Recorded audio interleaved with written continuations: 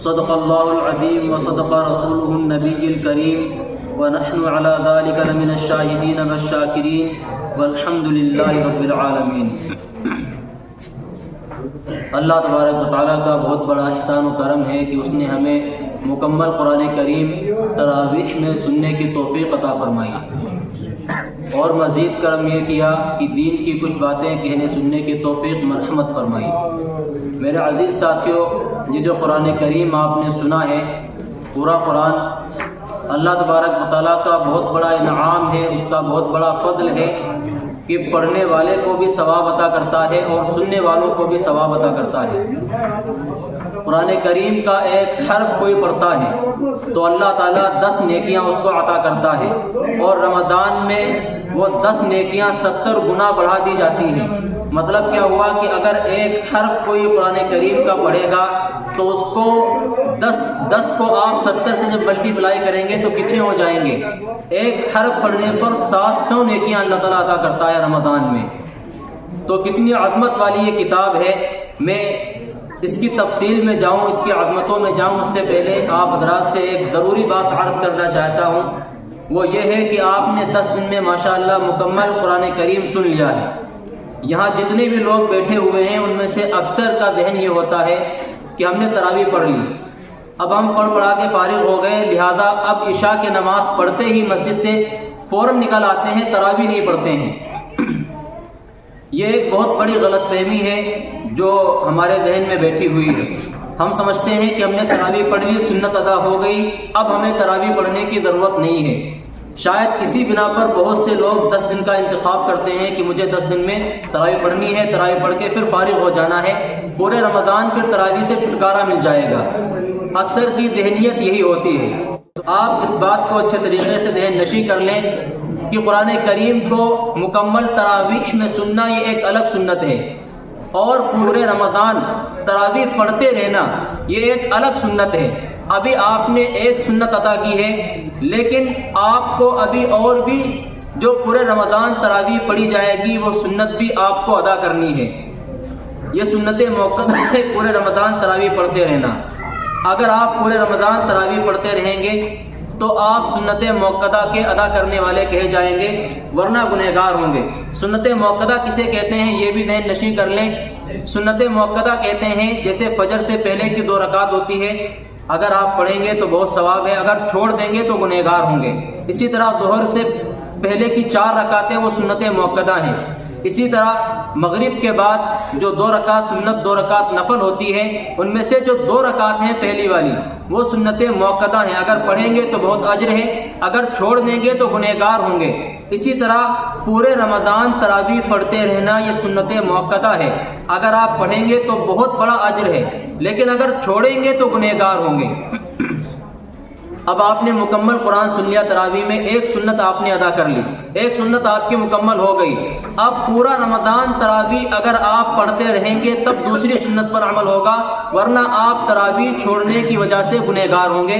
یہ بات ذہن نشی کر لیں اچھے سے، اور تراویح کا اجر کوئی معمولی نہ سمجھے آپ۔ ایک ضعیف روایت ہے لیکن وہ روایت میں آپ کے سامنے بیان کرنا چاہتا ہوں۔ فرمایا نبی کریم سرور کائنات، تاجدار مدینہ، شہنشاہ بطحہ، خاتم النبیین، سید المرسلین، آقائے کل، ختم الرسل محمد الرسول اللہ صلی اللہ علیہ وسلم نے کہ تراویح کے ایک سجدے پر اللہ تبارک و تعالیٰ 1500 نیکیاں عطا کرتا ہے۔ کتنی نیکیاں؟ 1500 نیکیاں۔ تو 20 رکعتیں ہوتی ہیں، کتنے سجدے ہو گئے ذرا اندازہ لگائیں، 40 سجدے ہو گئے۔ ہر سجدے پر اللہ تبارک و تعالیٰ 1500 نیکیاں عطا کر رہا ہے، لیکن آج ہمارے دلوں سے، ہمارے قلوب سے نیکیوں کی اہمیت نکل گئی، آخرت کی عظمت نکل گئی، جس کی بنا پر ہم تراویح کو عظمت ہی نہیں دیتے۔ یہ نیکی ایک ایک نیکی بہت ہی بھاری ہے۔ آپ یاد رکھیں میدان محشر میں جب اللہ تبارک و تعالیٰ حساب کتاب کر رہا ہوگا جنت کا اور جہنم کا، تو وہاں پر اگر ایک نیکی کم پڑ گئی آپ جائیں گے اپنی ماں کے پاس اور کہیں گے کہ امی جان، دنیا میں آپ مجھ پر جان قربان کر دیا کرتی تھی اور دنیا میں آپ آپ مجھ سے محبت کے بڑے دعوے کرتی تھیں، آج ایک نیکی کم پڑ گئی ہے، اگر آپ مجھے دے دیں گی تو اللہ تبارک و تعالیٰ مجھے جہنم سے بچا کر جنت کے اندر داخل کر دے گا، جو سب سے بڑی کامیابی ہے۔ تو ماں بھی ایک نیکی دینے سے انکار کر دے گی، وہ جائے گا اپنے والد کے پاس اور اپنے باپ سے کہے گا کہ ابا جان، آپ تو دنیا میں میری جان کو بچانے کی خاطر اپنی جان بھی قربان کر دیا کرتے تھے، آج ایک نیکی کا سوال ہے، صرف مجھے ایک نیکی دے دیں تاکہ میں جنت کے اندر داخل ہو جاؤں۔ تو باپ بھی اس دن ایک نیکی دینے سے انکار کر دے گا۔ وہ بیوی جو دنیا کے اندر بڑا محبت کا دم بھرا کرتی تھی، وہ اولاد جو دنیا کے اندر باپ سے بہت زیادہ محبت کرتے تھے اور باپ کا بڑا ادب کیا کرتے تھے، وہ اولاد بھی نیکیاں دینے سے انکار کر دے گی۔ جگری دوست بھی اس دن آنکھیں چرا کر نکل جائیں گے، ایک نیکی کوئی دینے کے لیے تیار نہیں ہوگا۔ یہی وجہ ہے کہ صحابہ کرام کا یہ حال تھا کہ صحابہ کرام ایک ایک نیکی کے حریص تھے، اگر ایک نیکی ان کو جان پر کھیل کر بھی ملتی تھی تو فوراً وہ ایک نیکی کو حاصل کر لیا کرتے تھے۔ تو اللہ کے نبی صلی اللہ علیہ وسلم کیا ارشاد فرما رہے ہیں؟ تراویح کے ایک سجدے پر ایک دو نیکیاں نہیں، 100 نیکیاں نہیں، بلکہ 1500 نیکیاں اللہ تبارک و تعالیٰ عطا کرتا ہے۔ یہی وجہ ہے کہ علماء کرام نے اس کو نیکیوں کا سیزن کہا ہے، کہ رمضان نیکیوں کا سیزن ہے۔ اللہ تبارک و تعالیٰ ایک نفل کا ثواب فرض کے برابر کر دیتا ہے اور ایک فرض کا ثواب 70 فرضوں کے برابر عطا کرتا ہے۔ آپ یوں سمجھ لیں کہ جیسے آپ 70 دنوں تک مسلسل ظہر کی نماز پڑھتے رہیں، رمضان میں ایک نماز ظہر کی پڑھ لیں تو گویا ایسے ہے کہ جیسے آپ نے 70 دنوں تک لگاتار ظہر کی نماز ادا کی ہے۔ کتنا بڑا اجر ہے۔ تو ایک نیکی بھی ضائع نہ جانے دیں۔ ہمارے دل میں دنیا کی اہمیت ہے اور ہم یہ سمجھتے ہیں کہ دنیا ہے تو سب کچھ ہے۔ یہی وجہ ہے کہ ہم دنیا کے پیچھے بھاگتے ہیں، پیسوں کے پیچھے بھاگتے ہیں، لیکن جب آخرت کی بات آتی ہے، جب بات آتی ہے نیکیوں کی، جب بات آتی ہے قرآن کی، حدیث کی، دین پر چلنے کی، تو ہم سب سے پیچھے کھڑے ہوتے ہیں، کیونکہ ہمارے دلوں کے اندر دین کی اہمیت نہیں ہے۔ اگر دین کی اہمیت ہوتی تو دین کے معاملات میں ہم سب سے آگے ہوتے، دنیا کے معاملات میں چاہے ہم پیچھے ہو جاتے۔ آج اتنے لوگ یہاں پر بیٹھے ہوئے ہیں، اگر یہ اعلان ہو جاتا کہ فی سجدہ 150 روپیہ ملے گا، میں 1500 کی بات نہیں کر رہا، اگر یہ اعلان ہو جاتا ذمہ داروں کی طرف سے کہ ایک سجدے پر 150 روپیہ دیا جائے گا، تو یہ اتنا مجمع ہوتا؟ مجمع سنبھالے نہیں سنبھلتا۔ کیوں؟ ایک سجدے پر 150 روپیہ مل رہا ہے۔ بعض لوگ تو 40 رکعتیں پڑھ لیتے، کچھ تو ایسے ہیں جو 60 کی بھی ہمت کر لیتے۔ تو حقیقت بتا رہا ہوں، پیسوں کے لیے کیا کرتا ہے انسان؟ نائٹ ڈیوٹی کرتا ہے نہیں کرتا ہے؟ تو یہ کر لیتے لوگ، لیکن یہاں پر کیا کہا جا رہا ہے کہ ایک سجدے پر 1500 نیکیاں ملیں گی۔ نیکیوں کی اہمیت ہمارے دلوں کے اندر ہے نہیں، اس لیے ہم نیکیوں کے معاملات میں سب سے پیچھے کھڑے ہوتے ہیں۔ تو آپ کو نماز تراویح آپ نے ادا کر لی ہے، آپ نے قرآن مکمل سن لیا ہے، لیکن ابھی آپ کی تراویح مکمل ادا نہیں ہوئی ہے۔ تراویح آپ کی اسی وقت ادا ہوگی جب عید کا چاند نظر آ جائے گا، اس وقت تک آپ تراویح پڑھتے رہیں۔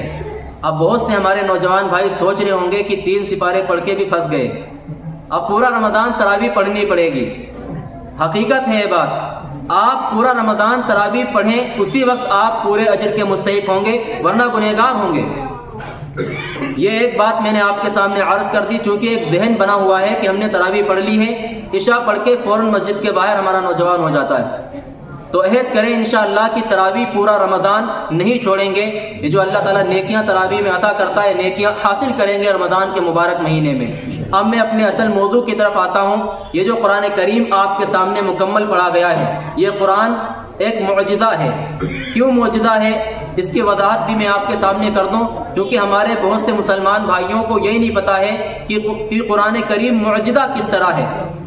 دیکھیے، قرآن کریم سے پہلے 3 کتابیں اور باقاعدہ نازل ہوئی تھیں۔ حضرت داؤد علیہ السلام پر زبور اتاری گئی، حضرت موسیٰ علیہ السلام پر توریت اتاری گئی، حضرت عیسیٰ علیہ السلام پر انجیل نازل کی گئی۔ یہ 3 کتابیں قرآن کریم کے نازل ہونے سے پہلے اتاری جا چکی تھیں، لیکن آخر میں محمد الرسول اللہ صلی اللہ علیہ وسلم پر قرآن کریم نازل کیا گیا۔ لیکن وہ تینوں کتابیں جو قرآن کریم سے پہلے اتاری گئی تھی بدل کے رکھ دی گئیں، تبدیل کر دی گئیں، کچھ نسخے اس کے نکال لیے گئے، کچھ حصہ اپنے پاس سے داخل کر دیا گیا گڑھ کر، اور کچھ حصہ بالکل غائب کر دیا گیا۔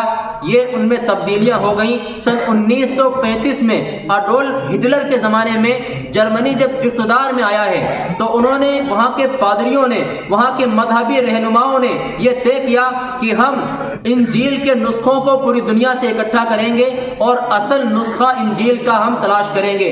تو وہاں کے پادریوں نے جب دنیا کے گوشے گوشے سے، کونے کونے سے انجیل کے نسخے منگوائے ہیں تو کل 40 یا 80 نسخے انہوں نے اکٹھا کیے، پھر ان کو بیٹھ کر کئی مہینوں تک، کئی دنوں تک ملاتے رہے۔ بالآخر انجام جو نتیجہ نکلا ہے وہ یہ نکلا کہ وہ سر پکڑ کے بیٹھ گئے اور حیران رہ گئے کہ کوئی بھی نسخہ دوسرے نسخے سے میل نہیں کھا رہا تھا، سارے نسخے بدلے ہوئے۔ اب وہ سوچ میں پڑ گئے کہ ہم اصل مانے تو کس کو مانے، یہ تو ساری انجیل کو بدل کے رکھ دیا گیا۔ پھر انہوں نے کہا کہ ایک کام کرتے ہیں، یقیناً مسلمانوں کے قرآن کو 1300 سال گزر چکے ہیں، یہ میں آپ کے سامنے جو بات بیان کر رہا ہوں تقریباً 90 سال کی بات ہے، ابھی کوئی زیادہ دن نہیں ہوئے، تو اتنا عرصہ گزرا ہے۔ تو انہوں نے کہا کہ 1300 سال مسلمانوں کے قرآن کو بھی گزر چکے ہیں، یقیناً وہ بھی بدل دیا گیا ہوگا، تبدیل کر دیا گیا ہوگا۔ انہوں نے کہا کہ قرآن کریم کے نسخے منگوائے جائیں۔ پوری دنیا سے انہوں نے 40,000 یا 80,000 نسخے اکٹھے کروائے۔ انجیل کے کتنے نسخے اکٹھے ہوئے تھے؟ کل 40 یا 80، لیکن قرآن کریم کے 40,000 یا 80,000 نسخے انہوں نے اکٹھے کروائے۔ پھر مہینوں تک، سالوں تک اسے بیٹھ کر ملاتے رہے، ایک زبر کا فرق نہیں نکال سکے، ایک نقطے کا فرق نہیں نکال سکے۔ سارے نسخے ایک دوسرے سے ایسے مل رہے تھے کہ جیسے ایک دوسرے کی ہو بالکل کاپی ہو، کسی ایک دیش سے نہیں، دنیا کے کونے کونے سے وہ نسخے منگوائے گئے تھے۔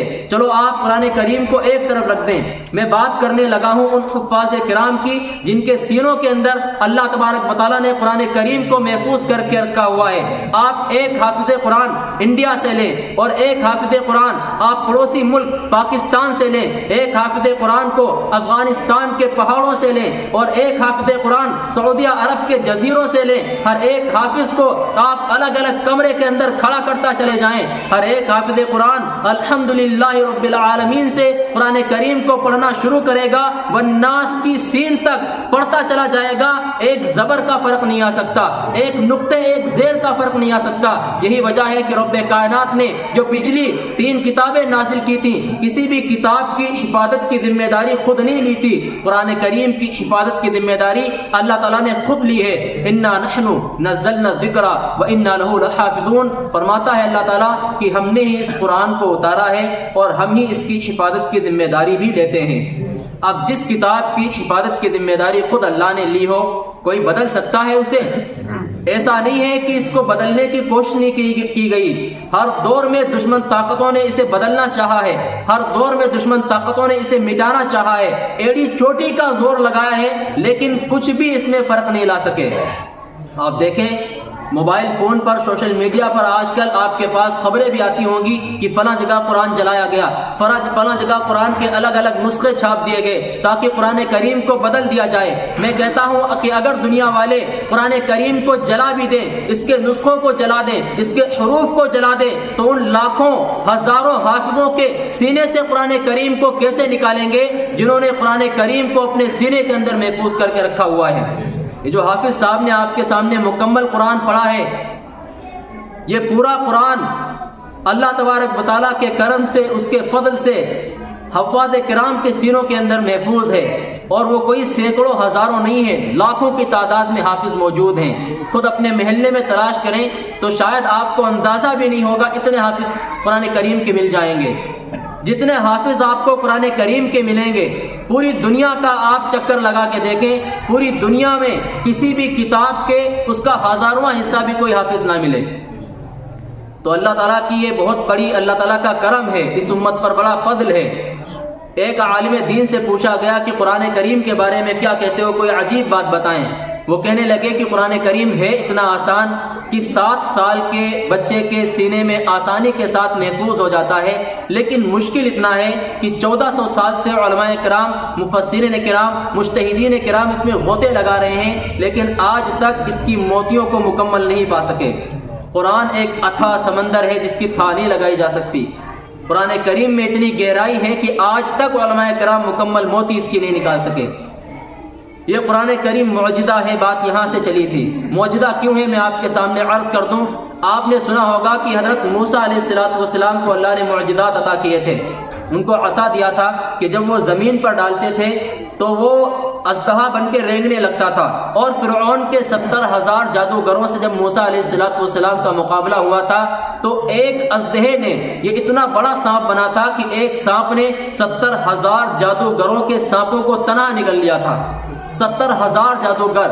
اور جب فرعون کے محل کی جانب اس نے رخ کیا تھا تو فرعون کا پورا محل جو ہے وہ اس کے ایک لقمے کے برابر تھا. کئی کلومیٹر میں محل بنتے تھے پہلے زمانے میں. اور آج بھی دیکھو جو سنسد بھون ہے، جو سرکار ہے، تو وہاں پر کئی کلومیٹر میں اس کے رقبے میں جو ہے وہ اپنے محلات کو تعمیر کرتے ہیں. تو اتنا بڑا سانپ بنا تھا. تو حضرت موسیٰ علیہ السلام کو اللہ نے معجزہ دیا تھا عصا، اور ایک معجزہ دیا تھا ید بیضا کہ جب وہ اپنا ہاتھ اپنی بغل میں ڈالتے تھے تو وہ سورج کی طرح روشن ہو جایا کرتا تھا. اسی طرح آپ نے سنا ہوگا کہ حضرت عیسیٰ علیہ السلام کو بھی اللہ تعالیٰ نے معجزات نوازے تھے کہ وہ جب قبر پر ہاتھ مارتے تھے تو چاہے 1000 سال پرانا مردہ ہو، چاہے ہزاروں سال، کئی سال پرانا مردہ ہو، وہ اٹھ کر فوراً کھڑا ہو جایا کرتا تھا. جیسے ہی قم باذن اللہ کہتے تھے کہ اللہ کے حکم سے اٹھ کھڑا ہو، وہ زندہ ہو جایا کرتا تھا. پیدائشی جو نابینا تھے، اندھے ہوا کرتے تھے، پیدائشی ان کی آنکھوں پر ہاتھ پھیرتے تھے تو وہ دیکھنے لگتے تھے. یہ معجزات حضرت عیسیٰ علیہ السلام کو اللہ نے عطا کیے تھے. اب میں اپنی اصل بات کی طرف آتا ہوں. آج کی تاریخ میں اگر آپ یہودیوں سے کہیں کہ ہمیں اپنے پیغمبر حضرت موسیٰ علیہ السلام کا کوئی ایک معجزہ دکھا دیں، وہ نہیں دکھا سکتے، کیونکہ ان کے سارے معجزات ان کے ساتھ ہی دنیا سے رخصت ہو گئے. اگر آج کی تاریخ میں اگر عیسائیوں سے کہیں آپ کہ ہمیں اپنے پیغمبر، اپنے نبی عیسیٰ علیہ السلام کا کوئی معجزہ دکھا دیں، تو وہ عیسیٰ علیہ السلام کا بھی کوئی معجزہ نہیں دکھا سکتے، کیونکہ ان کے معجزات بھی ان کے ساتھ ہی دنیا سے چلے گئے. لیکن آج اگر کوئی مسلمانوں سے کہتا ہے کہ ہمیں اپنے پیغمبر حضرت محمد مصطفیٰ صلی اللہ علیہ وسلم کا کوئی معجزہ دکھا دو، تو ہم اس کے ہاتھوں میں جیتا جاگتا قرآن رکھ دیں گے اور کہیں گے یہ ہے وہ معجزہ جو انشاءاللہ رہتی دنیا تک باقی رہے گا. تو قرآن کریم اتنا زبردست معجزہ ہے جو آج ہمارے ہاتھوں میں موجود ہے، اور اس کے معجزہ ہونے میں کوئی شک نہیں. سب سے بڑی دلیل یہی ہے کہ آج تک قرآن کریم کا ایک زبر کوئی نہیں بدل سکا. پوری دنیا نے کوشش کر لی، پوری دنیا کی باطل طاقتیں مل گئیں، لیکن قرآن کریم کا ایک حرف تو کیا، ایک زبر زیر ایک نقطے میں فرق نہیں لا سکے. سب سے بڑی دلیل تو یہ ہے. دوسری دلیل میں اور آپ کے سامنے پیش کرتا ہوں کہ اللہ تبارک و تعالیٰ نے ابو لہب کے بارے میں پہلے ہی یہ بات ارشاد فرما دی تھی. اس میں ذرا غور کریں، نقطے کی بات ہے. قرآن معجزہ کیوں ہے؟ ابو لہب اللہ کے نبی صلی اللہ علیہ وسلم کا سگا چچا ہے. جب نبی کریم صلی اللہ علیہ وسلم نے اسلام کی دعوت دی تو ابو لہب نے ہاتھ میں ایک اینٹ اٹھائی اور اس نے نبی کریم صلی اللہ علیہ وسلم کی طرف وہ اینٹ پھینکنے کے لیے اٹھائی تھی، اور اس نے یہ کہا الہذا جمعتنا تبت لک یا محمد، اے محمد تو ہلاک ہو جائے، کیا تم نے اسی لیے ہمیں جمع کیا تھا؟ ایک اینٹ اٹھائی اور اس نے مارنا چاہا تو فوراً سورہ تبت یدا ابی لہب نازل کی اللہ تعالیٰ نے اور فرمایا کہ ابو لہب کے دونوں ہاتھ بیکار ہو جائیں، برباد ہو جائیں. چنانچہ فوراً ابو لہب کے دونوں ہاتھ شل ہو گئے، ان پر فالج اٹیک ہوا، وہ کسی کام کے نہیں رہ گئے. تو یہ بات اللہ تعالیٰ نے اسی وقت نازل فرمائی پوری سورت. اسی سورت کے اخیر میں اللہ نے ارشاد فرمایا ہے سیصلی نارا ذات لہب، کہ یہ دوزخ میں داخل ہوگا اور اس کی بیوی بھی دوزخ کے اندر جائے گی، جہنم میں جائے گی. یہ بات اللہ تعالیٰ نے ابو لہب کی زندگی میں ہی ارشاد فرما دی تھی. اب ابو لہب کے پاس ایک موقع تھا.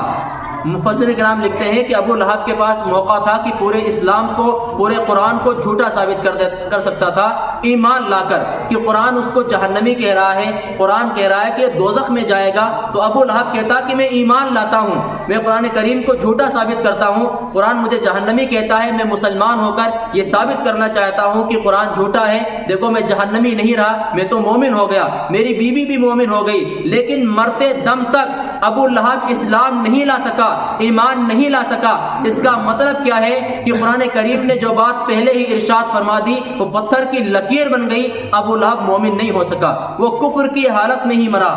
تو قرآن کی معجزہ ہونے کی کتنی بڑی یہ دلیل ہے. قرآن کریم ایک ایسی کتاب ہے جس کے اندر گہرائی بہت ہے. جو عربی سیکھنے والے ہیں، جو عربی جاننے والے ہیں، وہ قرآن کریم کو جب پڑھتے ہیں تو اس کی جو باریکیاں ہیں اس کو سمجھ کر اپنی آنکھوں پر کنٹرول نہیں کر پاتے ہیں. ایک شاعر تھا امرؤ القیس، عرب کا بڑا مشہور شاعر تھا. تو وہ اتنا بڑا شاعر تھا کہ اس کے مقابلے میں کوئی شاعر ٹک نہیں پاتا تھا. وہ جب کوئی شعر کہتا تھا، کوئی بھی جب بہت عمدہ شعر کہتا تھا تو اس کا شعر بیت اللہ کی دیوار پر لٹکا دیا جاتا تھا کہ ہو کوئی مائکا لال اس کا جواب دے کر دکھائے. تو امرؤ القیس کا شعر ایسا تھا کہ اس کا جواب آسانی سے کوئی دے نہیں پاتا تھا. جب امرؤ القیس نے ایک شعر کہا تو اس شعر کو بیت اللہ کی دیوار پر لٹکا دیا گیا. اس کا مطلب تھا کہ عرب کا کوئی مائکا لال اس شعر کا جواب دے کر دکھائے. تو بہرحال ایک عرصہ گزر گیا، اس شعر کا جواب کسی سے نہ بنا. بالآخر جب قرآن کریم کی صورت نازل ہوئی، انا اعطیناک الکوثر فصل لربک وانحر ان شانئک هو الابتر، یہ چھوٹی سی صورت جب نازل ہوئی تو اللہ کے نبی صلی اللہ علیہ وسلم نے حکم فرمایا کہ امرؤ القیس کا شعر ہٹا دیا جائے، اس آیت کو بیت اللہ کی دیوار پر لگا دیا جائے. وہ آیت بیت اللہ کی دیوار پر لگا دی گئی. جب امرؤ القیس کا گزر وہاں سے ہوا تو اس نے دیکھا کہ عرب میں کون ایسا شخص پیدا ہو گیا کہ اس نے میرے شعر کا جواب دیا ہے اور میرے شعر کو ہٹا کے اپنا شعر لگایا ہے. جب وہ قریب پہنچا تو اس نے یہ آیت پڑھی، انا اعطیناک الکوثر فصل لربک وانحر ان شانئک هو الابتر. عرب کی شاعری پوری دنیا کے اندر مشہور ہے. وہ حیران رہ گیا اس کی باریکی اور اس کی گہرائی کو دیکھ کر. یہ بھی سوچ رہا ہے کہ یہ شعر بھی نہیں معلوم ہوتا، لیکن یہ شعر کے وزن پر بھی ہے کہ ہر آیت کے آخر میں را آ رہا ہے اور بات بھی بڑی گہری ہے. بالآخر وہ اس آیت کا جواب نہیں دے سکا. آخر میں اس نے ایک جملہ اور ایڈ کیا اپنی جانب سے، ایک جملہ اور کہا، ما ھذا قول البشر، کہ یہ انسان کے بس کی بات نہیں ہو سکتی. تو قرآن کریم میں اتنی فصاحت ہے، اتنی بلاغت ہے، اتنی گہرائی ہے. تو یہ معجزات ہیں قرآن کریم کے.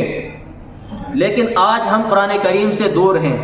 مجھے صرف فضیلت آپ کے سامنے بیان نہیں کرنی ہے. قرآن کریم کی فضیلت تو آپ نے بہت سنی ہوگی، اتنی فضیلت ہے کہ آپ نے کہیں نہ کہیں تو سن ہی لی ہوگی. لیکن جو اصل بات ہے وہ یہ ہے کہ آج ہماری امت اسی قرآن سے دور ہو رہی ہے. اللہ کے نبی صلی اللہ علیہ وسلم نے حجۃ الوداع کے موقع پر یہ بات ارشاد فرما دی تھی، ترکت فیکم امرین، کہ دو چیزیں تم میں چھوڑ کر جا رہا ہوں، ایک قرآن کریم اور ایک سنت رسول. اگر اس کو مضبوطی کے ساتھ تھام لوگے تو کبھی گمراہ نہیں ہوگے اور تم پر غیر طاقتیں کبھی حکومت نہیں کر سکتی. یہ بات اللہ کے نبی صلی اللہ علیہ وسلم نے ارشاد فرما دی تھی اپنی وفات سے 1-2 سال پہلے ہی. لیکن ہم نے کیا کیا؟ ہم نے قرآن کریم کو بھی چھوڑا، ہم نے اللہ کے نبی صلی اللہ علیہ وسلم کے طریقوں کو، آپ کی سنتوں کو بھی چھوڑ دیا کہ آج ہم ذلت و رسوائی کے جس دلدل میں جا چکے ہیں یہ کسی سے ہم میں سے چھپا ہوا نہیں ہے کہ ہم کتنے ذلیل اور رسوا ہو چکے ہیں دنیا کے اندر. کیونکہ قرآن کریم کی تعلیم ہم اپنے بچوں کو دلانا پسند نہیں کرتے. قرآن کریم کی تعلیم دلائیں گے تو بچہ کمائے گا کیا، یہ ہمارے ذہن میں بیٹھا ہوا ہے. کیونکہ دنیا ہمارے ذہنوں کے اندر زیادہ ہے. ہم سوچتے ہیں کہ اگر ہم بچے کو قرآن پڑھائیں گے تو یہ کاروباری لائن سے ترقی نہیں کر پائے گا، یہ دنیا کے اندر کچھ کر نہیں پائے گا. لیکن ایک سیکنڈ کے لیے بھی ہم یہ نہیں سوچتے ہیں کہ روزی کا مالک کون ہے. روزی کا مالک اللہ تبارک و تعالیٰ ہے. جب ہم اس کا کلام اپنے بچوں کو پڑھائیں گے تو روزی یقیناً وہ عطا کرے گا. روزی کی ذمہ داری تو خود اللہ تبارک و تعالیٰ نے اپنے پاس لی ہے اور اللہ تبارک و تعالیٰ ہر ایک کو روزی پہنچاتا ہے. وہ اتنے بڑے ہاتھیوں کو کھلاتا ہے، وہ چیتوں کو کھلاتا ہے، وہ بھیڑ بکریوں کو کھلاتا ہے، پتنگے پروانوں کو کھلاتا ہے، زمین کے اندر گھروندے بنانے والے کیڑے مکوڑوں کو بھی پالتا ہے اور آسمان کی فضا میں اڑنے والے وہ پرندوں کو بھی پالتا ہے. وہ اتنے بڑے ہاتھیوں کو کھلاتا ہے، اتنے بڑے جانوروں کو کھلاتا ہے، تو وہ ہمیں کیسے بھول سکتا ہے؟ موسیٰ علیہ السلام کو حکم ہوا اذهب الى فرعون انه طغى، کہ فرعون کے پاس جاؤ، اسے دین کی دعوت دو. تو موسیٰ علیہ السلام کے دل میں خیال آیا کہ بیوی بچوں کو کیا بنے گا. تو وہ جب چلے تو راستے میں ایک پتھر پڑا ہوا تھا. اللہ تعالیٰ نے حکم دیا کہ موسیٰ اس پتھر پر اپنا عصا مارو. تو موسیٰ علیہ السلام نے اس پتھر پر لاٹھی ماری تو پتھر ٹوٹ کے ٹکڑوں میں بدل گیا. اس کے اندر سے ایک اور تہ نکلی، ایک اور پتھر نکلا. حکم ہوا کہ اس پر بھی لاٹھی مارو. جب اس پر لاٹھی ماری تو پتھر ٹوٹا، اس کے اندر سے ایک اور تہ نکلی. جب اس پر لاٹھی ماری تو وہ پتھر سارا ٹوٹ کے ٹکڑوں کے اندر تبدیل ہو گیا. اس کے اندر سے ایک کیڑا نکلا، اس کے منہ کے اندر ایک ہرا پتا تھا اور اس پتے کو کھا رہا تھا، اللہ نے حکم فرمایا موسیٰ بیٹھو، سنو کہ یہ کیڑا کیا کہہ رہا ہے۔ تو موسیٰ علیہ السلام جب بیٹھے، کان لگایا تو وہ کیڑا کہہ رہا تھا سبحان من یرانی، کیا تو پاک ذات ہے جو مجھے ہر وقت دیکھتا ہے، ویعرف مکانی، اور میری اس جگہ کو بھی جانتا ہے کہ میں کہاں بیٹھا ہوا ہوں، ویرزقنی ولا ینسانی، اور مجھے روزی پہنچاتا ہے، مجھے بھولا ہوا نہیں ہے۔ جب اللہ پتھروں کی تہ کے اندر روزی پہنچانے پر قادر ہے تو اپنا قرآن پڑھنے والوں کو روزی عطا نہیں کرے گا۔ میں یہ نہیں کہتا کہ انگریزی تعلیم آپ حاصل نہ کریں، میں یہ بھی نہیں کہتا کہ آپ ہندی نہ حاصل کریں، آپ دنیاوی تعلیم بھی بے شک سیکھیں، لیکن پہلے اپنے بچوں کو قرآن کریم کی تعلیم دیں اور دین کی جو بیسک معلومات ہیں، ضروری معلومات، وہ آپ ضرور دیں۔ اس کے بغیر آپ انگلش میں داخلہ نہ کرائیں، اس کے بغیر آپ دنیاوی تعلیمات اس کو نہ دیں، کیونکہ آج کل ایسا نظام بن چکا ہے اسکولوں کا کہ ہماری نسلوں کا ایمان محفوظ نہیں رہے گا۔ یہ بات بہت بڑی بتا رہا ہوں میں آپ کو، ایسا نظام بنایا جا رہا ہے اور ایسا نظام بن چکا ہے۔ ابھی جو ہماری بہنوں پر، ان کے ایمانوں پر ڈاکے ڈالے جا رہے تھے، حال ہی میں جو ہماری بہنیں غیر مسلموں کے ساتھ جا رہی تھیں، اپنی خوشی اور رضامندی سے جا رہی تھیں، اس کی سب سے بڑی وجہ یہی تھی کہ ان کو بچپن سے دین کی تعلیم نہیں دی گئی، صرف دنیاوی تعلیم سکھائی گئی، ان کا ایمان بڑا کمزور تھا، اسی وجہ سے وہ اپنا ایمان چھوڑ کر غیروں کے ساتھ چل دی۔ آج ہمیں ضرورت ہے کہ ہم بچپن سے اپنے ایمان کو مضبوط کریں، بچپن سے اپنی اولاد کو قرآن کریم کی تعلیمات دیں۔ اگر ہم بچپن سے تعلیمات دیں گے تو پھر اتنا ایمان اس کا مضبوط ہو جائے گا کہ وہ کوئی بھی تعلیم دنیا کی حاصل کرے، اس کی وہ تعلیم اس کے ایمان پر ذرہ برابر بھی فرق نہیں لائے گی۔ جسے قرآن جیسی عظیم دولت ملی، ہم قرآن کریم کی تعلیم کو چھوڑ کر پہلے دنیاوی تعلیم دلوا رہے ہوتے ہیں۔ اس لیے عہد کریں کہ انشاءاللہ پہلے قرآن کریم کی تعلیم اپنی اولاد کو دلوائیں گے، پھر اس کے بعد دنیاوی تعلیم دلوائیں گے۔ پہلے ایمان ہے، ایمان اتنی بڑی طاقت ہے کہ اگر کسی انسان کا سب کچھ لٹ جائے، ایمان اگر محفوظ ہے تو یہ شخص کامیاب ہے۔ فمن زحزح عن النار وادخل الجنۃ فقد فاز، اللہ نے کامیابی کا معیار بتایا ہے قرآن میں کہ جو شخص جہنم سے بچا لیا گیا، جنت کے اندر داخل کر دیا گیا، سب سے بڑا کامیاب انسان یہ ہے۔ تو اگر آپ کا ایمان محفوظ ہے، آپ کا سب کچھ لٹ جائے تب بھی آپ کامیاب ہیں، لیکن اگر آپ کا ایمان محفوظ نہیں ہے، آپ کے پاس دنیا کی ہر شے موجود ہے، لگژری لائف آپ گزار رہے ہیں، لیکن آپ کامیاب نہیں ہیں، آپ دنیا کے ناکام ترین انسان ہو جائیں گے۔ اس لیے عہد کریں کہ انشاءاللہ دینی تعلیم سب سے پہلے، قرآن کریم کی تعلیم سب سے پہلے، اگر بچپن سے ہم اپنی اولاد کو اللہ کے نبی صلی اللہ علیہ وسلم کے طریقے بتائیں گے اور آپ علیہ السلام کی سیرت پڑھائیں گے، اگر بچپن سے اپنی بچیوں کو اماں عائشہ کے واقعات سنائیں گے، حضرت فاطمہ رضی اللہ تعالیٰ عنہا کے واقعات سنائیں گے، تو انشاءاللہ پھر کوئی طاقت ان کے ایمان کو ہلا نہیں سکے گی اپنی جگہ سے۔ اللہ تبارک و تعالی ہم سب کو جو باتیں کہی گئی ہیں اس پر عمل کی توفیق عطا فرمائے۔